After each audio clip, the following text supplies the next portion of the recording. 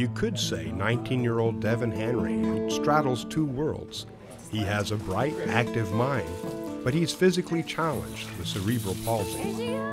It's always amazed me that he can have such a good attitude in life, being trapped inside this body that doesn't allow him to communicate like you and I. Complications from Devin's condition require that he have an operation to help him absorb more nutrients in his body. Devin's case is going to be a laparoscopic gastrostomy tube. Essentially what it involves is putting a plastic tube, a special device, into the stomach through the abdominal wall. Are you happy today? Devin is not able to speak and requires an advocate to be with him throughout his surgical experience. That looks right. Devin Hanrahan. You can put your... But the experts say that all surgery patients should have an advocate by their side while in the hospital. The advocate can be a family member, friend, or trained member of the hospital staff. I will define advocates as being anywhere from social workers to translators to actual advocates that we have working at the facility. Devin's advocates are his parents, Michelle and Patrick Hanrahan. Devin's condition has required us to be great advocates for him. Okay, but so far everybody who has direct contact with Devin has been well? Yes. No fever, Nothing. cough, sore throat, vomiting, Right. anything like that? Okay, great. Advocates participate in all meetings leading up to the operation. They're there the day of the operation itself, and they serve as a helping hand after the operation, both in the hospital and at home.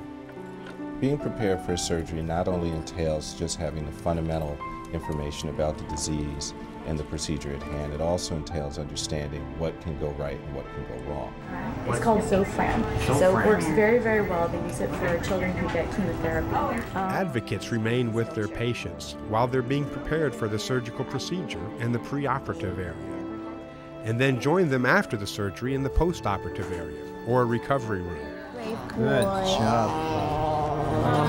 You're such a brave boy, honey. All the while making sure they ask all appropriate questions and obtain all appropriate information while still in the hospital after surgery and before going home. I think one of the things we learned over recent times through the efforts of the American College of Surgeons and other organizations is that families who are prepared for operations in general have better outcomes. When the day arrives for a patient to finally leave the hospital, it's important that the patients or their advocates take certain steps to help ensure the safest and most effective outcome to their surgical procedures. Doctors say patients and advocates should be given clear, concise, and easy to understand information about what they need to do at home. They also need to know how to reach their doctors with just a simple phone call, 7 days a week, 24 hours a day. I always say that there's no such thing as small surgery, and it's definitely no minor surgery when I'm talking in terms of operating on your child.